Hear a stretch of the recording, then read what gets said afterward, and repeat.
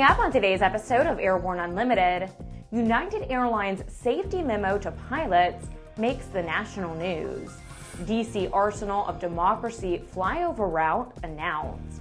And West Virginia personal use airports get a liability break.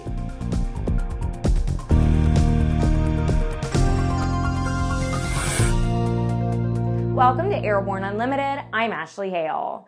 Before we start today's episode, we need to remind you that it's a busy week with the HAI Heli Expo taking place in Orlando and the 26th Annual International Women in Aviation Conference being held in Dallas. The Airborne Unlimited crew will be covering both of these events to bring you the latest and most up-to-date information throughout the week.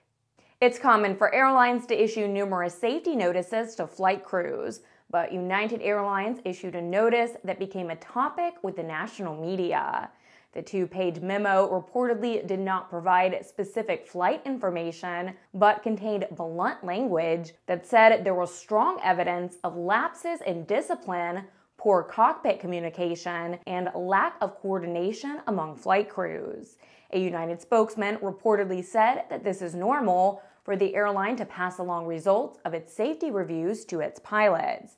He said that the policy allows the airline to, quote, adjust our actions when we see some of these potential issues, end quote, but would not offer any specifics. The memo reportedly called for pilots to return to well-established management principles that give every pilot the obligation to speak up if safety is in question, and said that pilots must also accept the input of their fellow crew members. The flight path for the Arsenal of Democracy flight, planned for May 8th in Washington, D.C., has been announced by the event's organizers. In recognition of the 70th anniversary of Victory in Europe Day, the World War II Victory Capital Flyover will include 15 historically sequenced warbird formations that travel across our nation's capital. The flyover will feature an assortment of warbirds representing the major battles of World War II, from Pearl Harbor through the campaign in Europe, and the final air offensive to defeat Japan. A large assemblage of veterans will be gathered at the World War II Memorial to view the flyover being performed in their honor. The route will take the aircraft over the Lincoln Memorial and the World War II Memorial, then down Independence Avenue before turning back south over the U.S. Capitol. After the break, West Virginia law protects recreational airport owners from liability. AML's patent-pending wireless induction charging system eliminates confusion over those charging cables, cuts down cockpit cable clutter, and allows you and your passengers to fly cordless and eliminate the cable nightmare. www.aviationmodificationleaders.com. Since the early days of powered flight, pilots have struggled with landing in crosswinds. In fact, crosswinds and wind gusts cause more landing accidents than fog, thunderstorms, and icing combined. That's where the Redbird X-Wind SE comes in. By placing pilots in gusty crosswind conditions for extended periods of time, the X-Wind SE gives instructors all the time they need to teach the pilot the proper techniques for landing in crosswind conditions. For more information on Redbird X-Wind SE and Redbird's entire line of flight training devices, visit www.redbirdflightsimulation.com. Sandia introduces the new SAI 340 Quattro standby instrument, TSO'd airspeed, attitude, altitude, and slip. With integral backup battery, safety never looked so good. See it now at www.sandia.aero. Welcome back. If you'd like to support Airborne Unlimited, send an email to jim@aero-news.net. The Recreational Aviation Foundation has helped secure the right of recreational flyers to use airports located on land controlled by the U.S. Forest Service. Now, another success has been achieved in the state of West Virginia to help protect property owners with private airports used for recreational purposes. A bill adding aircraft operations to its definition of non-commercial recreational use has passed in West Virginia. The recreational use statute protects landowners from liability for allowing recreation on their lands. The Recreational Aviation Foundation says that 25 states now have recreational use statutes that apply to landowners with private airstrips. These recreational use statutes also apply in many cases to other recreational uses of private property, such as all-terrain vehicles, boating, and equestrian activities. The Recreational Aviation Foundation stands ready to help other states in adjusting their recreational use statutes to include airstrips and aircraft operation. Each week, we share with you a sample of an online video one of our viewers found especially entertaining. We call it our Aero Video of the Week.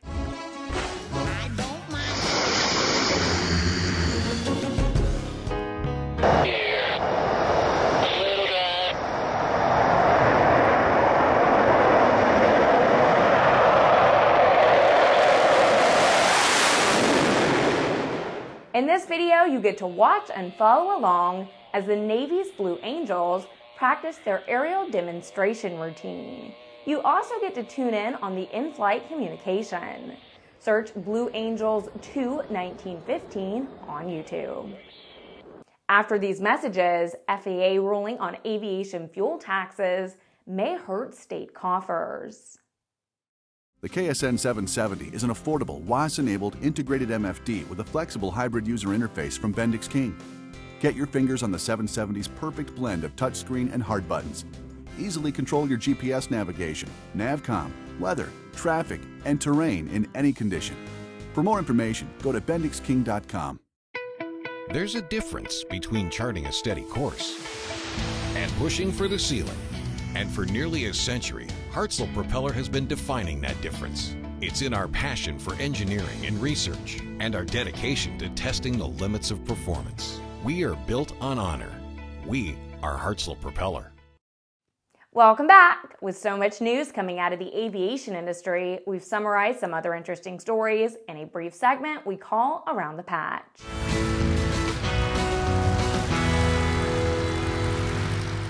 Some states and local governments may lose income as FAA rules taxes on aviation fuel must go to aviation use.